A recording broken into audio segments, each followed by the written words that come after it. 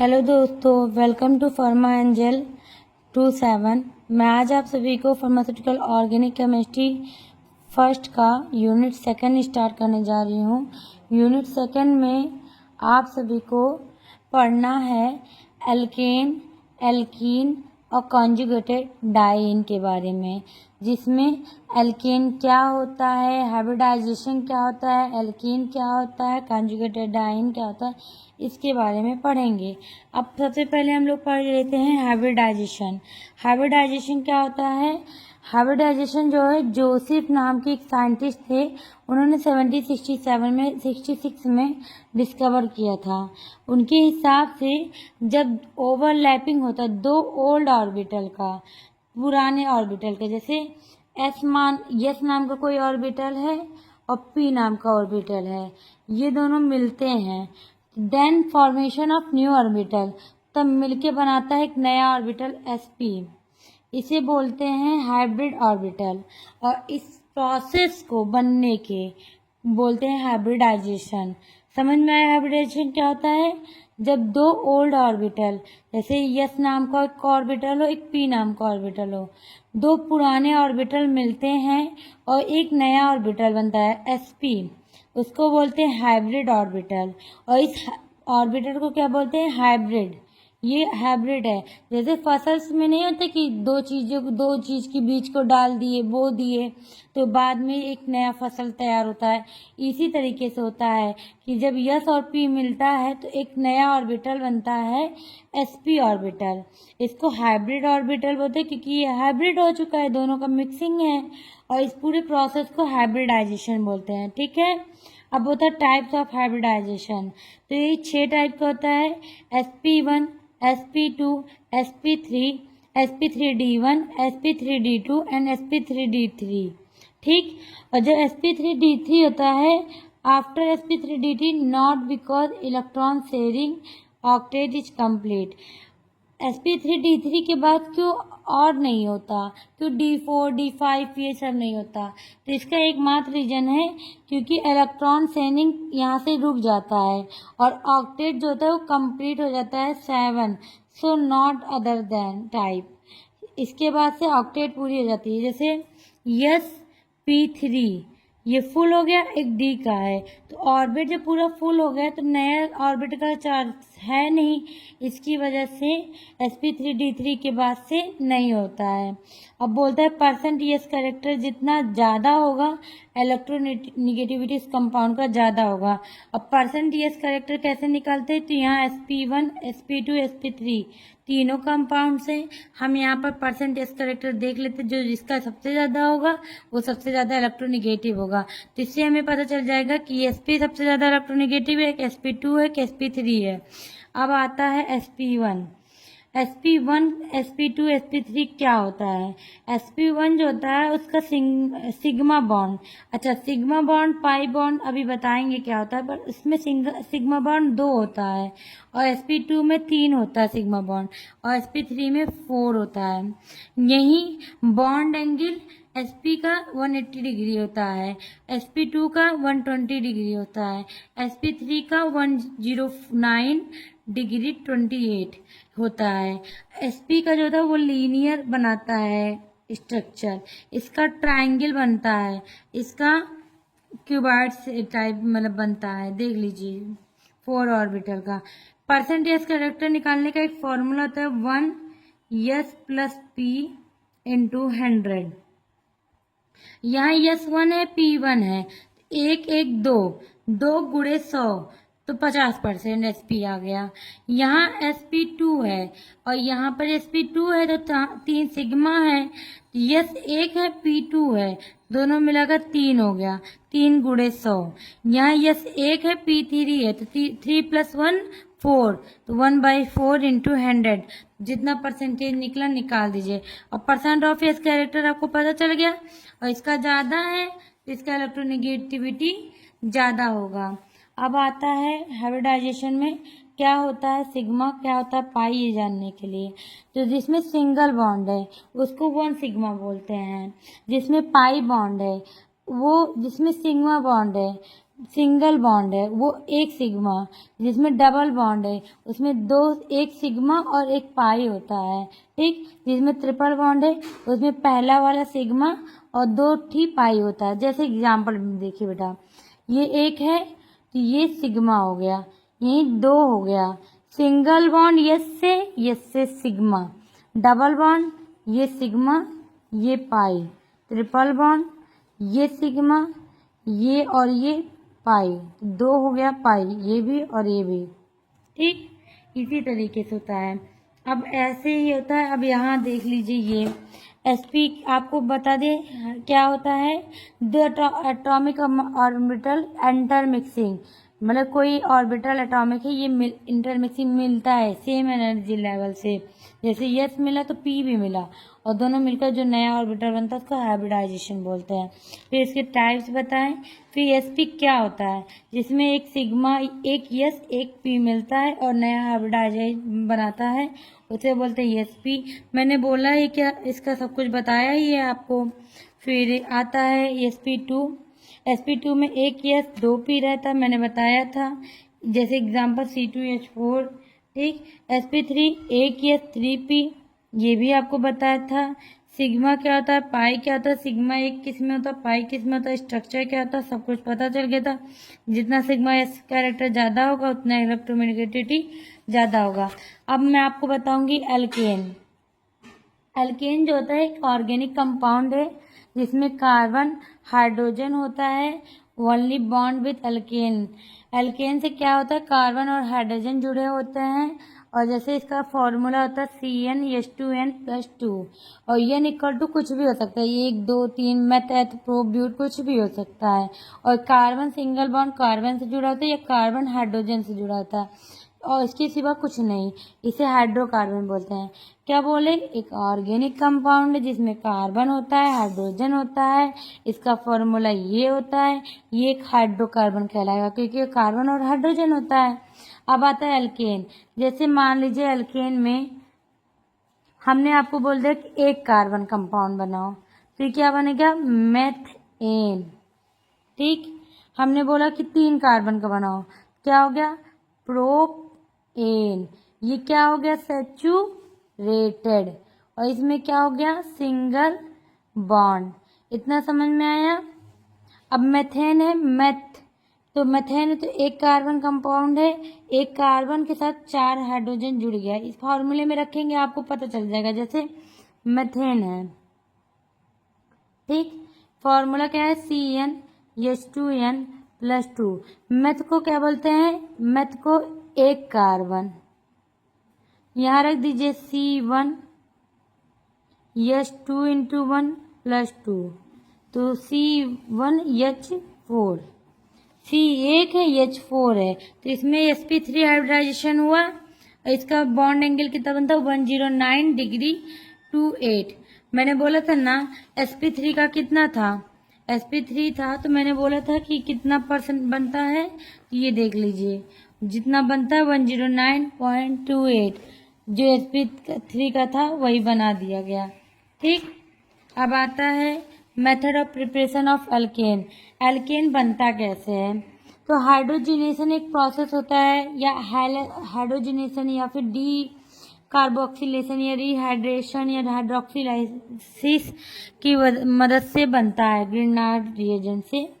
अब आता है हाइड्रोजिनेशन कैसे होता है।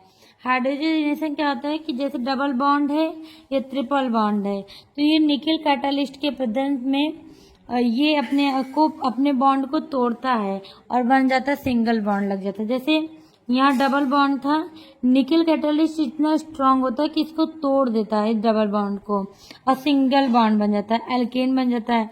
एग्जाम्पल, प्रोपीन से प्रोपेन का बनना है, एल्काइन से एल्केन का बनना, ठीक है। एक एग्जाम्पल, प्रोपाइन से प्रोपीन का बनना, ठीक। निकल कैटालिस्ट एक स्ट्रॉन्ग कैटालिस्ट होता है जिसकी वजह से बॉन्ड टूट जाता है।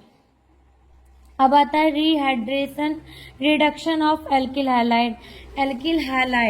एल्किल आर हो गया, हैलाइड हैलोजन को कहते हैं, तो एल्किल आर से डिनोट होता है, हैलाइड एक्स से।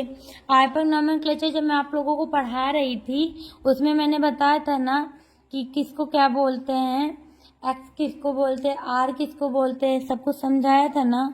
ये एल्किल हैलाइड है, इसमें आप रिडक्शन कराओगे। रिडक्शन और ऑक्सीडेशन में क्या होता है, ऑक्सीडेशन में गेन ऑफ ऑक्सीजन होता है और रिडक्शन में लॉस ऑफ हाइड्रोजन होता है। ठीक, तो जब दो हाइड्रोजन होता है और ये कौन नरेस्ट हाइड्रोजन होता है, ठीक, नरेसेंट हाइड्रोजन, इसका रिडक्शन कराते हो तो क्या बना देता है, एल्केन। और एच और एक्स ये आपस में जुड़ जाते हैं और आर और एच, क्योंकि दो हाइड्रोजन था एक एक जुड़ जाता है और बना लेता है हाइड्रोजन हैलाइड और एल्केन। एल्केन बन गया। इसी तरीके से डीकार्बोक्सिलेशन होता है। डीकार्बोक्सिलेशन में क्या होता है कि जैसे सॉल्ट ऑफ सोडियम होता है NaOH बेस के साथ, क्या कहता है, when salt of sodium is heated, heat करते किसके, स्ट्रांगली विथ सोडा लाइम के साथ। अब ये हो गया NaOH प्लस CaOH मिलता है तो ये CO2 गैस को सेपरेट कर या कोई भी गैस को निकालता है, सोडियम बाइकार्बोनेट कार्बोनेट को निकालता है, इसी को बोलते हैं, और एल्केन का फॉर्मेशन करता है। जैसे देखिए ये एक गैस CrCO Na था, NaOH को मिलाते हैं, ठीक है, ये स्ट्रॉन्ग बेस है NaCAO। तो CAO क्या है, सोडा लाइम, तो यही जो मिलता है इसके साथ ये एल्केन बनाता है। तो ये आपको याद करना पड़ेगा कि आपने साल्ट ऑफ सोडियम को NaCO एक साथ हीट किया और एल्केन बन गया और सोडियम बाइकार्बोनेट निकल जाता है। अब आता है hydrolysis of Grignard reagent. Hydrolysis करना ग्रिग्नार्ड का, ग्रिग्नार्ड क्या होता है, RMgX। तो अच्छे से याद कर लीजिए, जब ग्रिग्नार्ड रिएजेंट को हीट करेंगे और हाइड्रोलाइसिस कराएंगे तब ये जाकर बनाता है RMgX को हीट किए तो बनाया RMgX, ठीक, ये ईथर के प्रेजेंस में RMgX को साथ में करा। अब ये वाटर के साथ जब ट्रीटेड होता है तो RH अलग हो जाता है, MgOH अलग हो गया, ठीक। ये RH जो है ये क्या बना दिया, एल्किल केन ना, एल्केन, देखो ऐसे ही बनाया मेथेन। अब आता है उर्च रिएक्शन। उर्च रिएक्शन की मदद से अभी कितना, hydrogenation, reduction, hydrolysis and decarboxylation और वुर्च रिएक्शन, 5 मेथड हो गया। एक कोल्बी सिंथेसिस भी होता है जिसकी मदद से आपको इलेक्ट्रोड के बारे में, एनोड कैथोड के बारे में पता चलेगा, अभी वो भी बताएंगे। उर्च रिएक्शन क्या कहता है कि एल्किल हैलाइड को लिए 2 सोडियम के प्रेजेंस में ईथर की मदद में आपने बनाया RNA, उस RNA को लिया एल्किल हैलाइड के साथ फिर से और ईथर को प्रेजेंस में, तो ये बनाता है प्रोपेन एल्केन कुछ भी। इसी तरीके से आप कोल्बी सिंथेसिस पढ़ते हो जिसमें सोडियम सॉल्ट होता है और कार्बोक्सिलिक एसिड के प्रेजेंस में एल्केन का फॉर्मेशन करता है। फिर आता है फिजिकल प्रॉपर्टी, क्या आता है, first 4 alkane are gas. Starting के जो 4 अल्केन होता है वो क्या होता है, गैस होता है।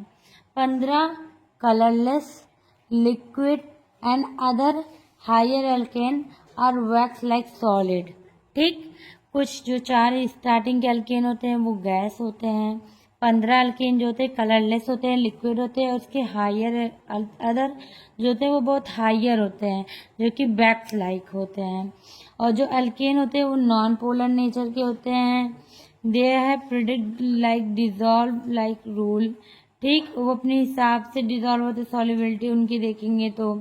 फिर बोलता है डेंसिटी जो होता है इतना होता है इसका 0.1 ग्राम पर ml, ठीक है, और लेस डेंस होता है, वाटर से कम डेंस होता है और ये पानी में सॉल्युबल नहीं होता है। अब आता है केमिकल रिएक्शन। अल्केल जो होता है रिलेटिवली स्टेबल होता है, ठीक है, सच है जैसे कि एसिड, एल्कली, ऑक्सीडाइज, इन सभी के रिएजेंट के साथ ये स्टेबल होता है। और ये polar and non polar reagent के साथ भी completely, non polar and polar reagent के साथ भी कम्प्लीटली होता है।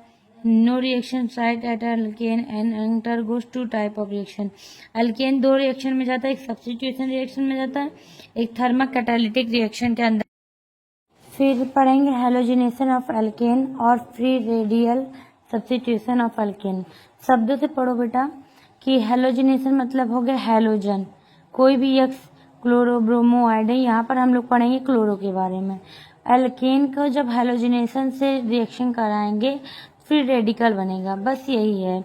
जैसे CH4 एक एल्केन है, 4 क्लोरो हेलोजन को ऐड किए सनलाइट के प्रेजेंस में रिएक्शन कराते हैं। The react of chloride in presence of human sunlight HMU, तो इसको सनलाइट के प्रेजेंस में रिएक्शन कराते हैं तो एक मिक्सचर ऑफ कंपाउंड बनता है। अभी आप ये मैकेनिज्म पढ़ेंगे तो आपको ये सारे मिक्सचर ऑफ कंपाउंड यहाँ दिखेंगे, ठीक है। जैसे एग्जांपल, पहला स्टेप होता है इनिशिएशन स्टेप, शुरुआत में आप देखेंगे कि आपने एक लिया हेलोजन, ठीक, सनलाइट के प्रेजेंस में लिए तो हेलोजन 2 पार्ट में टूट गया, ठीक। अब आता है चेन प्रोपगेशन में, तो आप हेलोजन को देख ले टूटता है बहुत जल्दी, सनलाइट के प्रेजेंस में टूट रहा है। अब हम लेते हैं क्या, एल्केन को हेलोजन, एल्केन लेते हैं, एल्केन आता है CH4 का हम लोग करते हैं CH3 और हाइड्रोजन को एक हाइड्रोजन को तोड़ते हैं। अब ये क्या होता है कि ये CH3 Cl बन जाता है, H अलग हो जाता है, ये क्या फ्री रेडिकल की फॉर्म में टूटा। अब इसके बाद से आता है CH3Cl प्लस एक हाइड्रोजन ऐड फिर कर दिए, हाइड्रोजन ऐड हो रहा ना ये हमेशा, फिर बनाता है CH2Cl और एक हाइड्रोजन फिर रिमूव, ठीक। CH2 ये था, ये दोनों क्लोराइड एक साथ हो गया, CH2Cl2 हाइड्रोजन अलग हो गया। फिर इस कंपाउंड को लिए यहाँ देखो CH2Cl2 एक हाइड्रोजन रिमूव, देखो यहाँ था बेटा CH3 CH2 यहाँ क्या होगा CH, ठीक, एक हाइड्रोजन ऐसे और ये हो गया ये, तो यहाँ CHCl3 और हाइड्रोजन हो गया रिमूव। अब इसी तरीके से CHCl3 का C और H को एक रिमूव हटाना था Cl3 और ये क्लोराइड के साथ फिर रिएक्शन करा CCl4 और H ये बन गया। तो ये हो गया क्या कि CH3 CH2Cl2 CCl4 HCl। अब HCl कैसे बनता है, तो ये देखो CHCl3 मिक्सचर ऑफ कंपाउंड सारे बन गए ना कंपाउंड। अब 4 H और 4 क्लोराइड हेलोजन मिलता है तो बनाता है 4HCl। यही होता है इसका मैकेनिज्म हेलोजिनेशन का। पहले थोड़ा सा टफ लगता है हेलोजिनेशन, लेकिन बहुत इंपॉर्टेंट है, तो इसलिए फ्री रेडिकल का फॉर्मेशन जो होता है कैसे हो रहा है सब ये पढ़ लीजिएगा। फिर आता है सल्फोनिल क्लोराइड। सल्फोनिक क्लोराइड में बहुत आसान है, आपने केमिकल रिएक्शन है, एल्केन में क्या क्या डालेंगे क्या क्या बनेगा ये पढ़ते हैं, ठीक है। और अगर प्रिपरेशन देखते हैं क्या ऐसा डालेंगे जो एल्केन बन जाए, प्रिपरेशन आपने उधर पढ़ ही लिया था कि कैसे डबल बॉन्ड से सिंगल बॉन्ड में एल्केन में कन्वर्जन करते हैं। अब आता है सल्फोनिल क्लोराइड, SOCl2 को एल्केन में डालते हैं, बेंजोइल पेरोक्साइड के प्रेजेंस में हम लोग बनाते हैं एल्किल हैलाइड हैलोजन ग्रुप का, ठीक। इसमें भी मेजर प्रोडक्ट माइनर प्रोडक्ट 2 बनता है।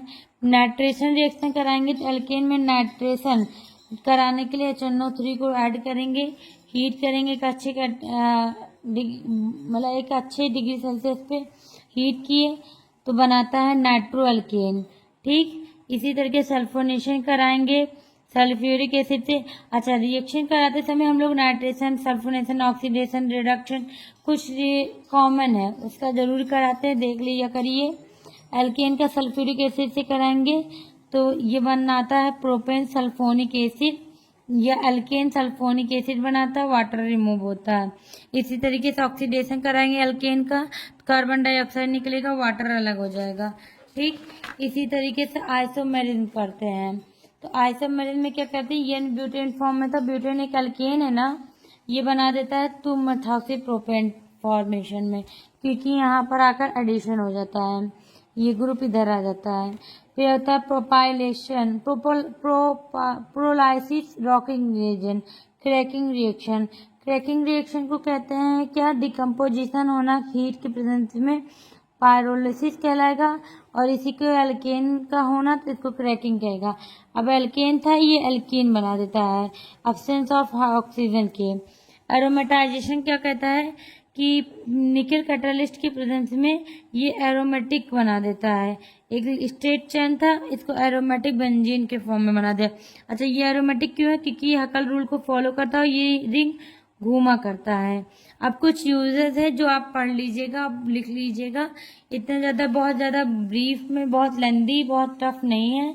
आप पढ़ोगे बहुत नॉर्मल लैंग्वेज में, इसलिए मैं इसको नहीं बताती हूँ। अगर आपको समझ में आया, please thank you, like, subscribe and share. And also कि कल मैं आप लोगों को एल्कीन पढ़ाऊँगी। एल्कीन यहीं से ख़त्म होता है। और अगर समझ में आया होगा तो please like, subscribe and share.